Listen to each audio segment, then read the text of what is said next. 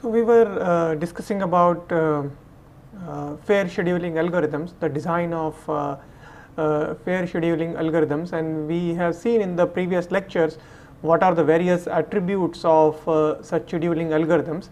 So let us today discuss how we can design such fair scheduling algorithms. So first of all, to give you an idea how we can design the scheduling algorithms which results in some kind of max-min fairness, we first assume that the traffic to each of the queues is fluid in nature. Okay, so let us define the fluid flow fair queuing. Okay, so I'll just define as fluid flow fair queuing algorithm.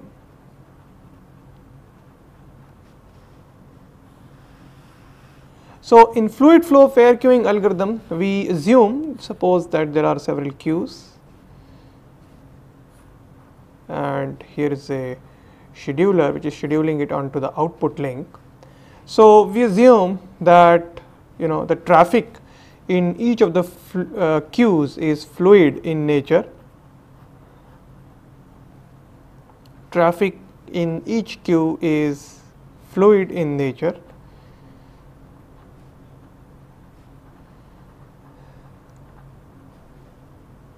And then the scheduler visits each non-empty queue in turn and serves an infinitesimal amount from each queue. It serves a very small amount from each of the queues. So what we are assuming that each of these queues have the traffic which is fluid in nature, and the scheduler will schedule, will serve each of the non-empty queues and will serve a very small amount, an infinitesimal amount from each queue. Okay. Now, if you schedule the packets in this manner, then this will result in the max-min fairness, right? If the different connections have different weights, then the scheduler will serve this infinitesimal amount of the fluid, in proportion to its weights. Okay. So what we are saying is that the scheduler serves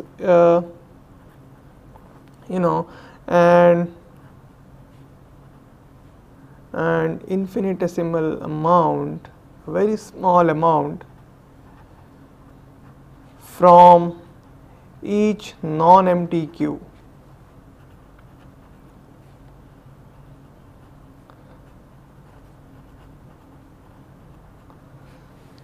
Alright, and this will result in max-min fairness.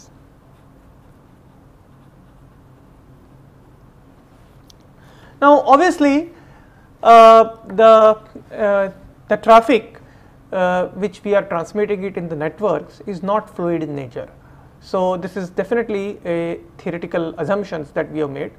But let us first discuss the fluid flow fair queuing with its formal definition, and then we will see how we can have packetized versions of such fluid flow fair queuing.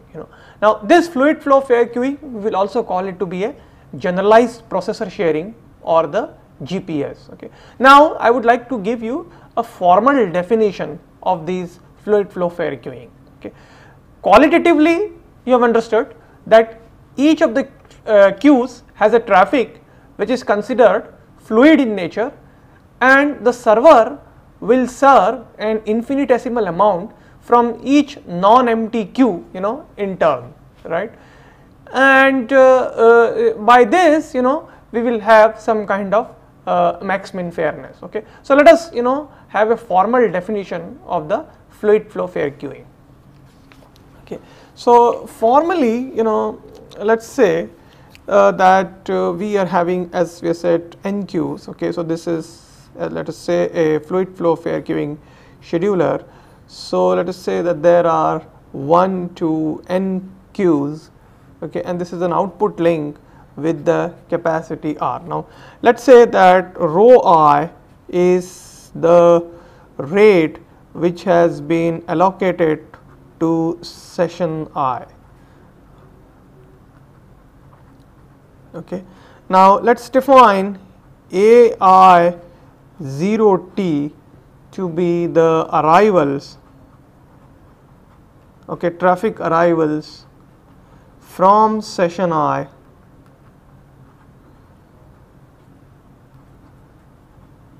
during the interval 0 to t.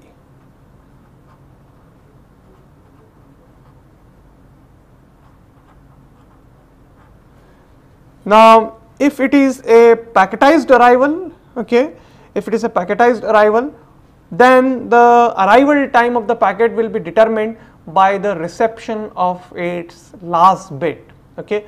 So, for a packetized traffic, this arrival function AI will be considered as a step function, the staircase functions, okay. We will assume, okay, that some arrivals have occurred only when the last bit of that packet has entered the queue, if it is a packetized traffic. Now, let us define Wi 0t to be the amount of service received by session I during 0 to t. So, this is the amount of the traffic fluid which has been served, and Wi 0 t we consider it to be a continuous function, okay, whether the arrivals are packetized or whether the arrivals are fluid.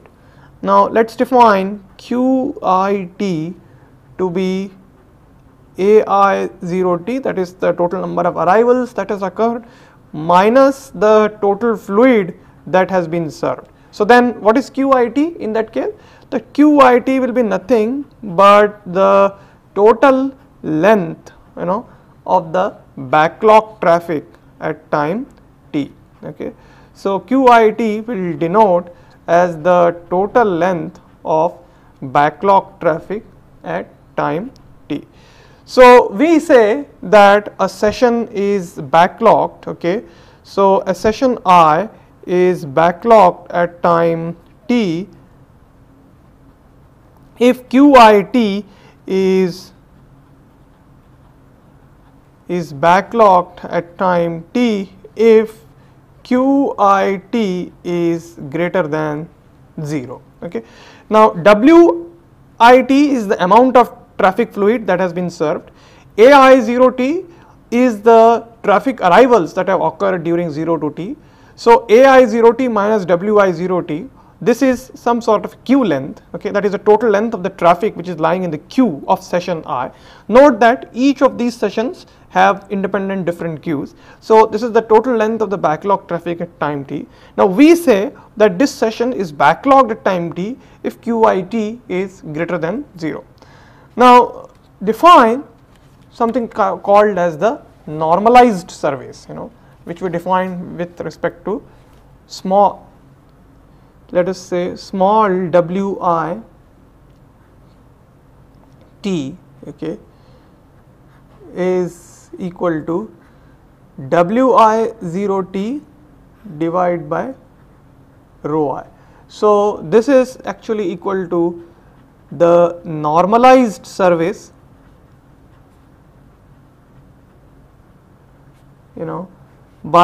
received by session I during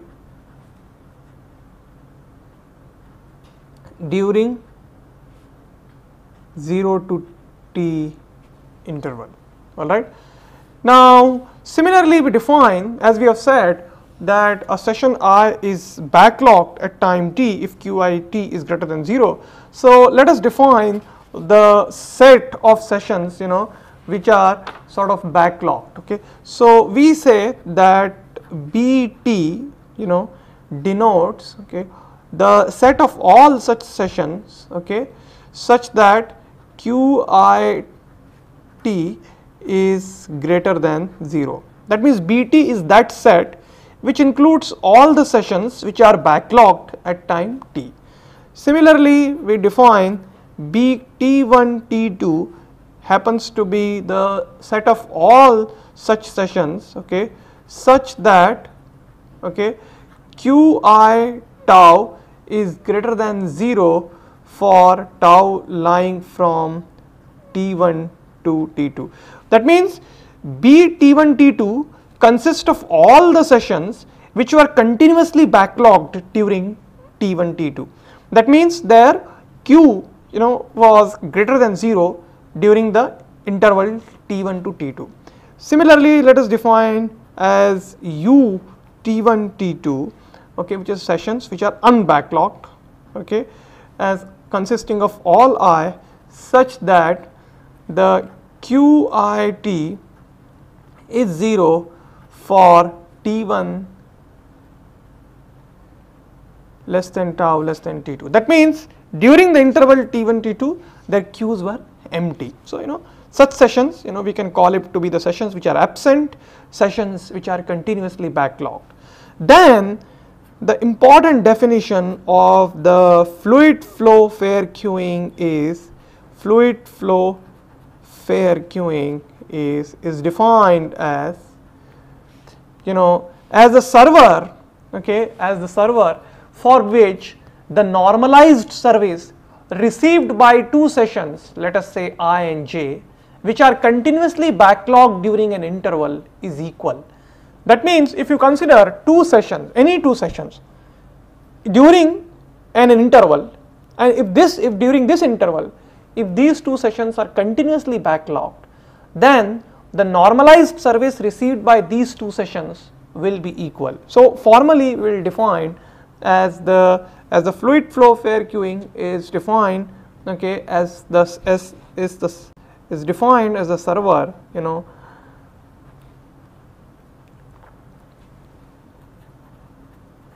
for which Wi tau t divided by rho I. So this is the normalized service received by the session I during the interval tau to t.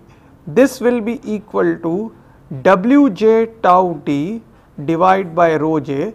This is the normalized service received by the session j during the interval tau to t, and both I and j sessions are such that they are continuously backlogged during the interval tau to t, right. So because we have defined this B T1 T2 to be consisting of those sets which are continuously backlogged during the interval T1 T2, so therefore we have this B tau t is consisting of those sets, okay, which are continuously backlogged during the interval tau to t. So we take any such two sessions, and for this we can show that the normalized service received by these two sessions will be equal. In other words, we can also say that Wi tau t, this is denoting the normalized service, will be equal to Wj, small wj tau t, and the sessions which are during this interval tau to t are the absent, they will not receive any service, okay. So for such sessions the normalized service is actually 0, okay. So we can say that for the sessions which are absent the normalized service is 0. That means Wi tau t is 0 for I belonging to U tau t, which comprises of all those sessions which are absent during the interval tau to t. So this is the formal definition of the fluid flow fair queuing, where we say that the normalized service received by the two sessions I and j which are continuously backlogged during the interval tau to t, that is equal, okay. On the other hand, so how do we serve this? The traffic, we assume it to be fluid in nature, and then the server will visit each non-empty queue in turn, and it will try to serve an infinitesimal amount of fluids from each of these queues, okay. So having defined the fluid flow fair queuing in its formal way, now our question is, however, that the traffic is not fluid in nature, but the traffic is packetized in nature, okay. So how do we in that case ensure the fairness for a practical case where the traffic is packetized in nature, okay. So let us say that we implement a round robin scheme, okay. So we call it to be let us say that we implement round robin scheduling algorithms, and then we will try to see whether it is fair or not.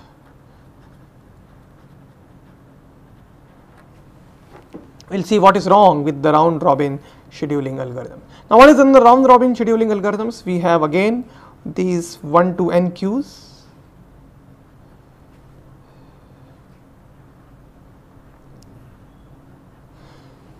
Traffic is of course packetized in nature. So, round robin scheduling algorithm is simple. You serve each packet from the queue and send it onto the output link. Now, the packets are of the fixed length. Okay. Now, note that in the packetized traffic, packet is the smallest unit that can be transmitted. In a fluid traffic, you can serve an infinitesimal amount of fluid. It is not possible to do in the packetized traffic. So, packet is the smallest unit. Now, if these packets are of the fixed length, and if you are using a round robin scheduling algorithm, then you serve one packet from the first queue, serve another packet from the second queue, and so on. This way, you will result in fairness, and this is the best that you can do. The problem arises when the packets are of variable length. Now, what do we do if the packets are of variable length? If the packets, are of the variable length, or else if these connections have different weights. Okay. In either of these two situations, we need to see how we can implement the round robin algorithms. Okay. So, first I will assume in the round robin algorithms that the packets are of the different length or the weights are unequal. Okay. So, we say that, let us say that the first case is that the weights are unequal.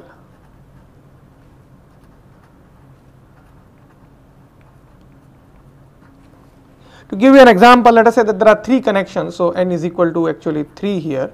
So, this connection, for example, so this is the second connection. So, let us say this connection has a weight of 0.5, this connection has a weight of, let us say, 0.75, and this connection has a weight of 1. Okay. So, the weights are unequal. What do we do? So, the weights are unequal, we normalize the weights in such a manner that they become integers. Okay. So, what do? We normalize these two weights, these 3 weights, 0.5, 0.75 and 1, such that they become integers. So, in that case they become 2, 3 and 4. So, how do we implement round robin algorithms? We serve 2 packets, okay, from this first queue, then the server will serve 3 packets from the third queue and second queue, and then the server will serve 4 packets from the third queue. Okay, so that way round robin algorithm will be implemented. This will still be fair. This will still be fair if the packets are of fixed length. If all the packets are of fixed length, and of course each of these queues were having different weights. So obviously we were serving different packets. Here we are serving 2 packets. Here we are serving 3 packets, and in this from this queue we are serving 4 packets. The problem is, suppose if the packets are of variable length. So what happens if the packets are of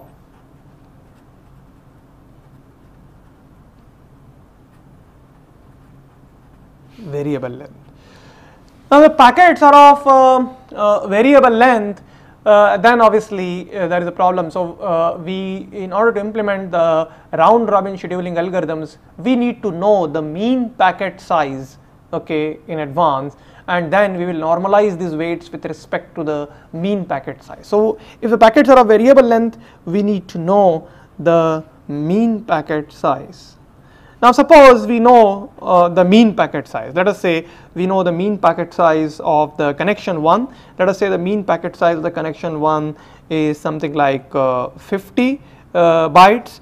The mean packet size of the connection 2, let us say, is the 500 bytes, and the mean packet size of the third connection, let us say, is the 1500 bytes. So these are the mean sizes of the 3 queues. 50 bytes, 500 bytes and 1500 bytes. So we normalize these weights, which are 0.5, 0.75, 1 with respect to these, we divide them, and what really we get by 0.5 divided by 50, we get the weight of 0.01, 0.75 divided by 500, we get the weight of 0.005, and of course 1 divided by 1500, we will get something like 0.0066, and so on. So now we again make these weights to become integers, and for that this will turn to 60, this will become 9, and this will become 4. So as a result, what do we do? This queue has a less mean packet size of 50 and has a weight of 0.5. We serve 60 packets from this queue first, then we serve 9 packets from the second queue, and then we serve 4 packets from the third queue. So this way we can try to maintain the fairness. So now this scheme therefore has 2 disadvantages. One is we need to know, of course, the mean packet size in advance, and then only we can determine how many number of packets we need to serve from each queue by normalizing the weight with respect to the mean packet size.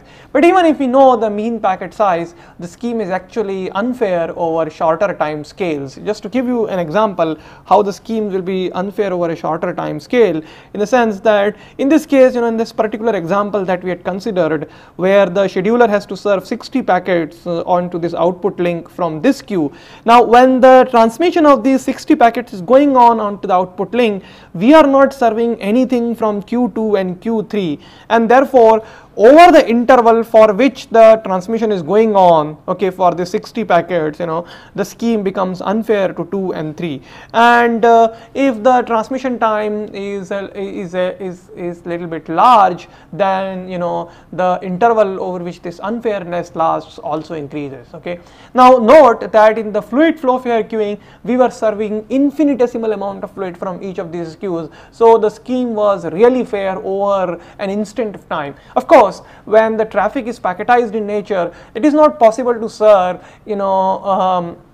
a bit from each of these queues or an infinitesimal amount from each of these queues, but even then we would like to reduce the unfairness interval, the interval over which the algorithm is unfair, that should be reduced. Now in this case we find that it could be unfair over a larger interval of time as well. So we need to therefore look for different more algorithms.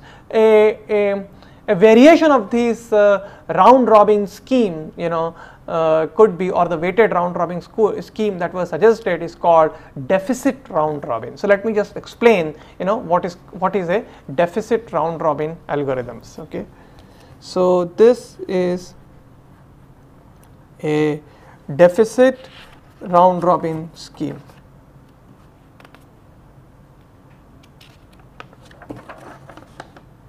So deficit, so it's also called as DRR. Now in the deficit round robin, what you are doing is that each connection has a deficit counter. So each connection has some kind of a deficit counter, which is initially 0. So this could be initialized to 0, and then server will serve the packet, the first packet serves server serves the first packet, we call it to be head of the line, HOL, the first packet from the queue it serves if the packet's length is less than or equal to the something called as quantum size plus the deficit counter value. So if the packet length is less than or equal to the quantum size plus deficit counter, then only we serve the packets, otherwise the quantum is added to the deficit counters, else the quantum is added to the deficit counter, else the deficit counter becomes equal to the whatever the value was the old deficit counter plus this quantum size. So this way actually the principle of the deficit round robin scheme is to avoid the difficulty of having to know the mean packet sizes in advance in the weighted round robin or in the round robin scheme that we had just considered. Okay, so the deficit round robin scheme works on the principle that we do not know the mean packet size in advance, so we maintain a deficit counter and then try to maintain the fairness among the flows. Just to give you an example, again the previous example of 3 queues we will consider. Okay, so let us say that there is a queue, there is a connection 1, 2, 3. Now the connection 1 has a packet, okay, and the connection 2 has another packet, connection 3 has another packet.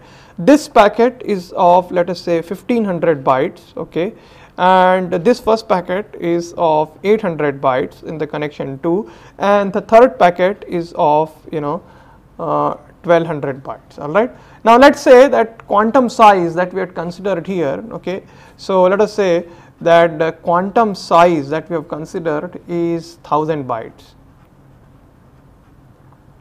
Okay. Now the deficit counter initially is 0, right. So deficit counter initially was 0. So now if you see 1500 byte, the length of this packet is less than the quantum size plus the deficit counter. So therefore this packet is not served. This packet is not served. Okay, and this quantum size is now added to the deficit counter. So the deficit counter becomes actually 1000. Now you go to the second packet, second queue, 800 bytes is definitely less than the 1000. So therefore this packet is served. Okay, so this packet is served. Third, you come here, it is a 1200 bytes. Okay, again 1200 bytes is less than 1000, so therefore you do not serve this packet. So now you come, so in the first round, you have served only this packet of 800 bytes. Okay, now in the second round, then when you come here in 1500 bytes, your deficit counter was how much? 1000, because that was earlier it was added, right. So in the second round you had here 1000 was a deficit counter. You add again 1000 into the quantum size. That becomes how much? 2000. Now obviously 1500 is less than or equal to the quantum size plus the deficit counter. That is, it is less than that. So therefore, this packet is served. Okay, and so the deficit counter now becomes equal to how much? 500. Okay, so the deficit counter is become 2000 minus 1500, which is equal to 500. So this is the new deficit counter's value. So new deficit counter values. Of course, this was of course the 0, so there was no queue, there was no packet. Now we come to third queue, which has 1200 bytes of packets. The deficit counter was 1000 here again, you add the quantum 1000.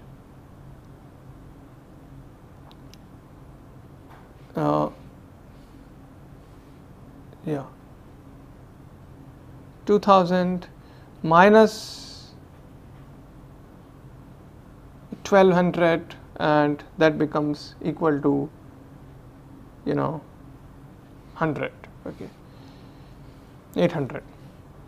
So this will be your new deficit counter value. Okay, the recommended quantum size, as you can see each time we are writing the counter, is actually equal to the maximum packet size, because otherwise you can see here that if the maximum packet size of the 3 connection itself was something like 2000 bytes, then initially itself, when the quantum size is 1000 bytes, none of these packets would have been served. Okay, it was possible that none of these packets would have been served.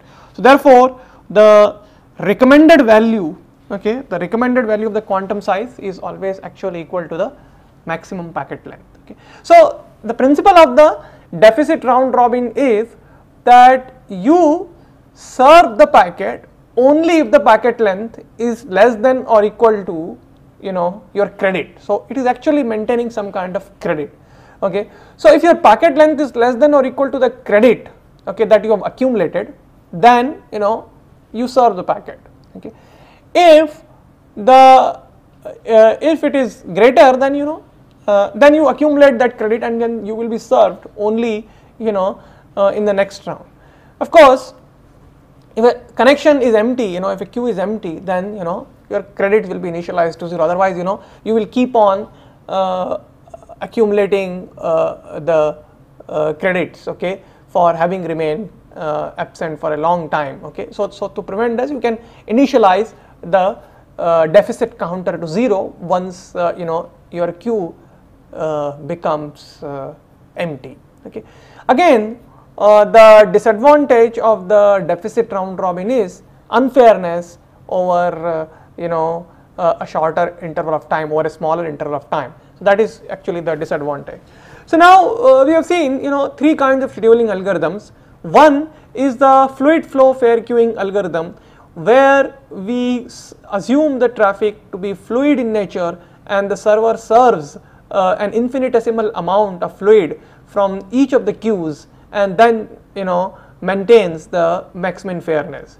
We then see how we can have packetized versions of the scheduling algorithms.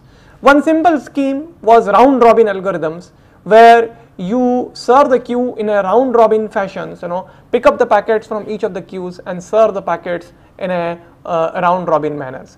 Obviously, you know, if the different connections have different weights, then you need to serve them in proportion to their weights. Okay, so you normalize these weights so that they become integers and accordingly serve as many number of packets from each of the rounds. Okay, now this scheme is can be considered as fair provided the packets are of the fixed length. If the packets are of variable length, then we need to normalize these weights with respect to the mean packet sizes, and that's where the disadvantage of this scheme comes in, because then we need to know the mean packet sizes in advance if we want to be fair. Okay, so now to avoid this problem, to address this problem that we need to know the mean packet sizes in advance, the deficit round robin scheme was proposed. And in the deficit round robin scheme, what really you are doing is that you are trying to accumulate the credits, okay, and then serve the packets only if you have enough credits. Now this avoids you know, having to know the mean packet sizes in advance. The only thing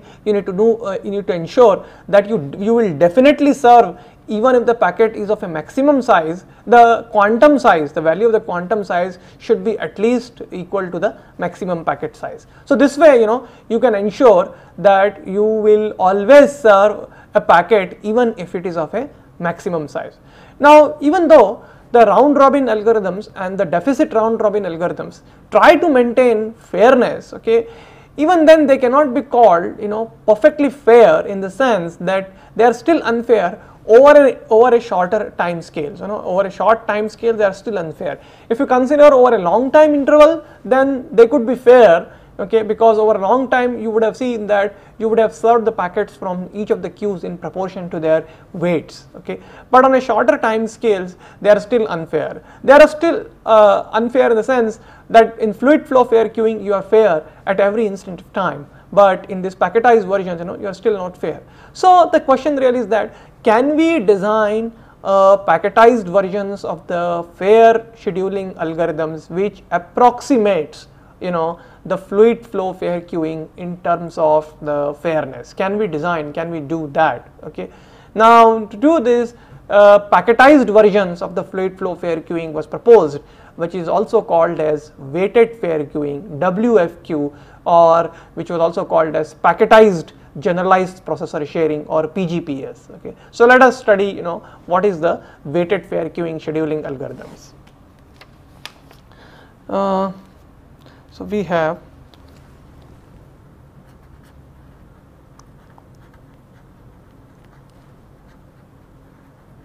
weighted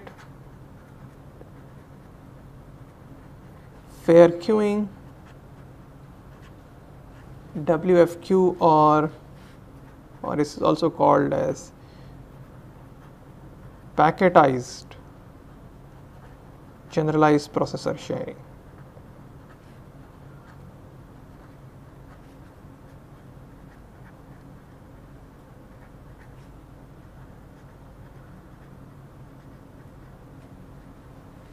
Now, the general idea of the WFQ or the packetized generalized processor sharing is that it is also abbreviated as PGPS, where the fluid flow fair queuing was called as GPS. Okay.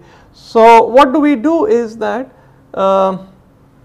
WFQ actually it simulates the fluid flow fair queuing on side. It simulates the GPS or the fluid flow fair queuing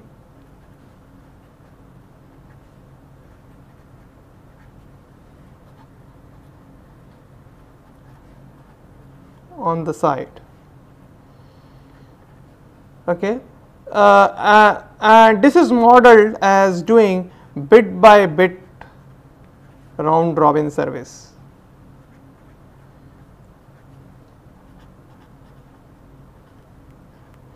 Alright. So, what we are saying is that in a fluid flow fair queuing, we were saying that we will serve infinitesimal amount of fluid from each of the queues. Now, what do? We say that suppose we serve these queues in a round robin manner as bit by bit round robin. That means you serve bit 1 from the first queue, then bit 1 from the second queue. So, each of these bits. Obviously, in practice, you cannot serve in this manner, but we are saying that suppose you are having a simulator, okay, which is simulating these bit by bit round robin manner. Okay. Then what a WFQ does is it determines when the last bit of a particular packet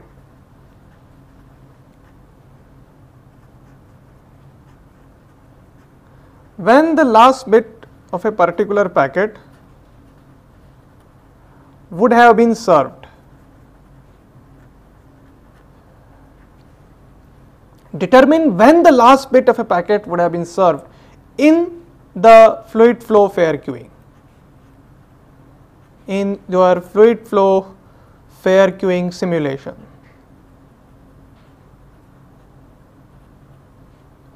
So, if you know that if you determine when the last bit of the packet would have been served, you call this as the virtual finish time. This is not the actual finish time, call it virtual finish time. WFQ in your actual transmission, in actual WFQ, it will serve the packets in the increasing order of the virtual finish times. Okay. You serve the packets in the increasing order of the virtual finish time. Let me just again explain this. What we are doing is that in WFQ, let us say that there are 1 to n queues and you want to implement weighted fair queuing. What you do is on the side by side you have a GPS calculator. Okay. You are simulating this fluid flow fair queuing, which is being implemented as serving round robin manner but bit by bit round robin manner. Okay. So now if the traffic which you have fed to your actual WFQ scheduler, you also feed it through your simulator, GPS simulator, and that GPS simulator is serving the packets in a bit by bit round robin manner. Now you determine in that GPS simulator when the last bit of a particular packet would have been served if you were serving in a bit by bit round robin manner. Call this as the virtual finish time, and then in your actual WFQ serve the packets in the increasing order of the virtual finish times.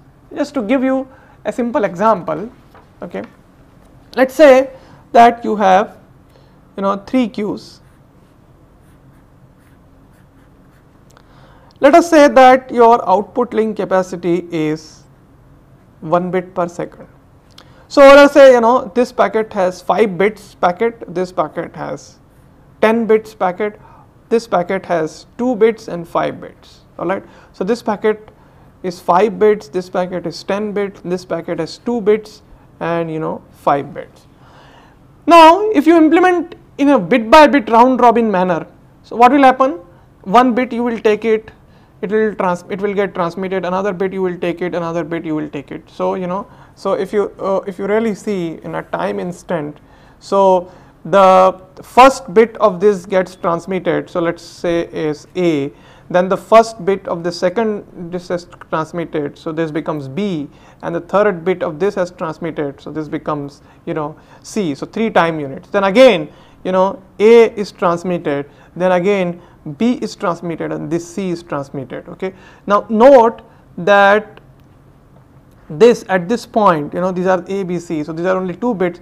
So at this point this packet has been transmitted. So this is the first packet to get transmitted. Okay. Now this has happened in the second round. First round comprises of 3 seconds, the second round comprises of 3 seconds. So here the second round finishes. So we call this as a virtual finish time. So the virtual finish time of this the queue number 3 is this first packet is 2. Okay. Then again, now what happens is that you will transmit A again, B again and C again, but this is now this packet. Okay. Then it will go on. Okay. Things like this. So the virtual finish time of this, so this is like in the third round this will happen A, B, C, and again fourth round it will happen A, B, C, and in the fifth round again it will happen A, B, C. So if you see the fifth round, this packet would have been served. Okay.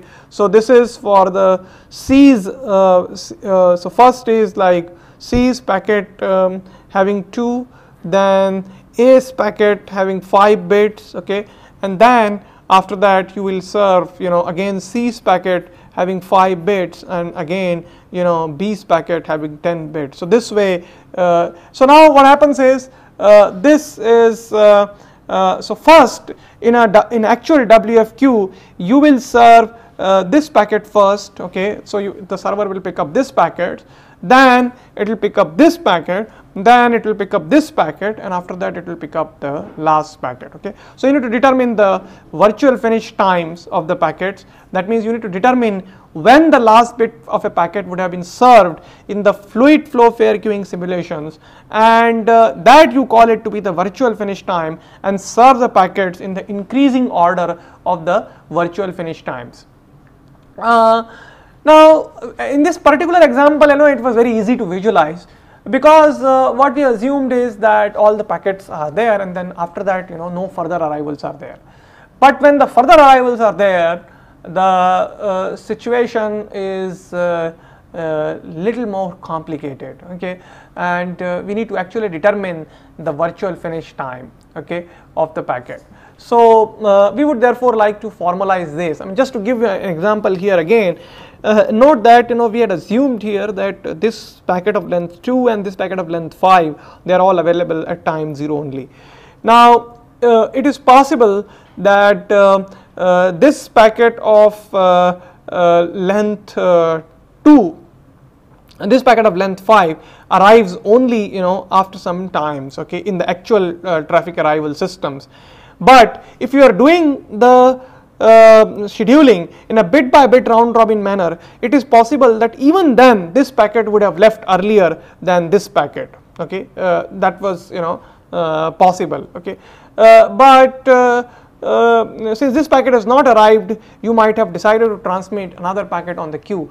So therefore we need to carefully determine what will be the virtual finish time, okay, of a packet, and towards that we need to formalize the definition of computing the virtual finish times. Okay. So let me just formalize that, so that we then know how to determine these virtual finish times and how to serve the packets. I'll again explain that with an example, so that this thing becomes clear.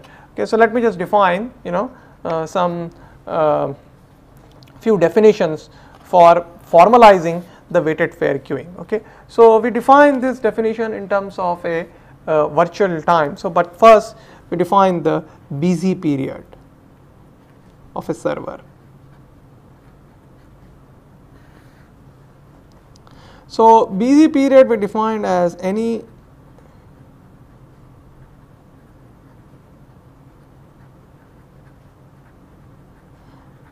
maximal interval of time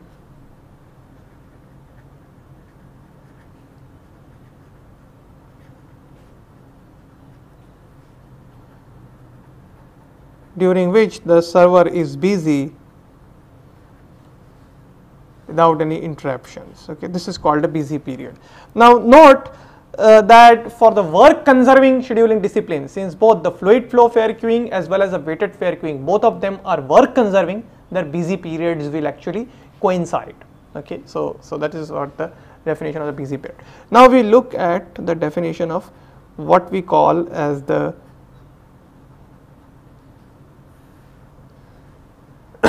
virtual time, right. Now, consider a busy period of the fluid flow fair queuing system.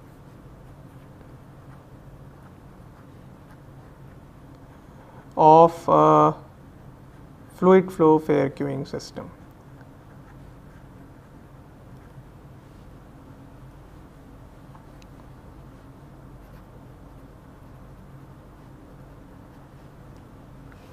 Now, let us define Vt as the virtual time. Now, this is defined as the function which satisfies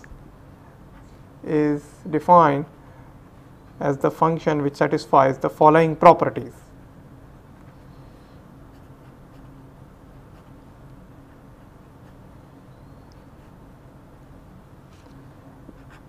V0 is 0, so time t, the initial time t is 0, and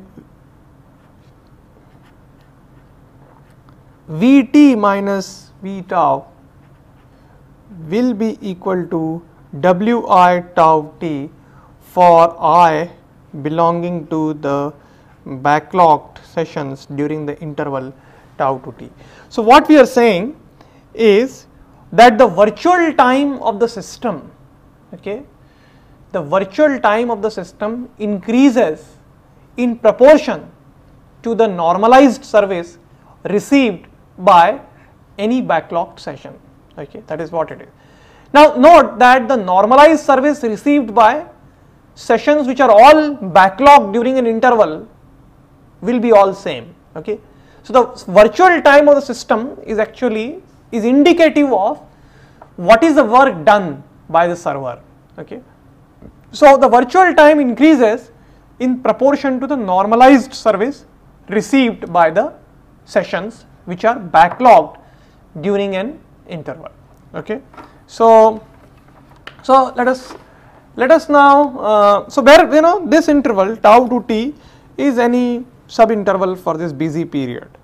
So tau to t actually lies in the busy period, is any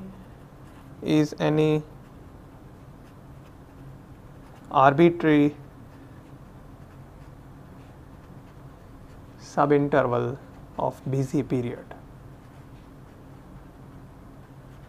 Now, having defined like this the busy period, we would like to see what is the definition of this, what are the properties of this virtual time. Now, in general, the virtual time is a non-decreasing function of time t. It is in general it's a non-decreasing function of time t because the virtual time will never decrease of the system as it is representative of the total work done by the systems. Okay, so the way we have defined here the manner in which we have defined here is actually a monotonically increasing function of the time t.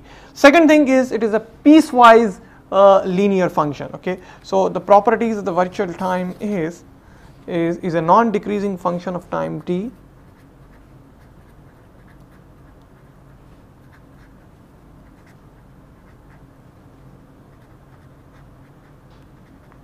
properties of the virtual time. It is a non-decreasing function of time t,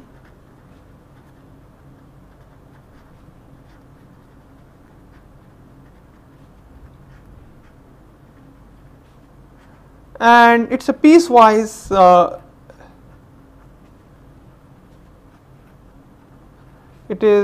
a piecewise linear function, okay, and this with the slope, this has the slope that is dvt by dt. This is equal to r upon summation of rho I, where rho I belongs to the sessions which are backlogged. So basically what does it mean is that virtual time will change its slope whenever the set of backlog session, virtual time slope changes, whenever the set of backlogged session, whenever bt changes, whenever bt, the set of backlog session changes, okay. So so again, let me just explain. What we are assuming right now is, we are assuming that it is a fluid flow fair queuing system, okay, fluid flow fair queuing system, where we are implementing, bit by bit round robin fashions, okay. Now we would like to keep track of the actual work done in the system, and in the fluid flow fair queuing system, okay, actual work done in the fluid flow fair queuing system. And that is why we define certain quantity which we call it to be virtual time. Now we say, what are the properties of this virtual time? The virtual time is initialized to 0, and after that the virtual time increases in proportion to the normalized service received by the sessions which are backlogged, okay, during any arbitrary subinterval of the busy period, okay. So it increases, and the slope of this increase, the virtual time, is actually equal to, is inversely proportional to the number of sessions which are backlogged, okay. So if this number of sessions which are backlogged increases, then obviously the slope decreases. If the number of sessions which have become unbacklogged, which are gone absent, then the slope in that case will increase, okay, otherwise the slope decreases.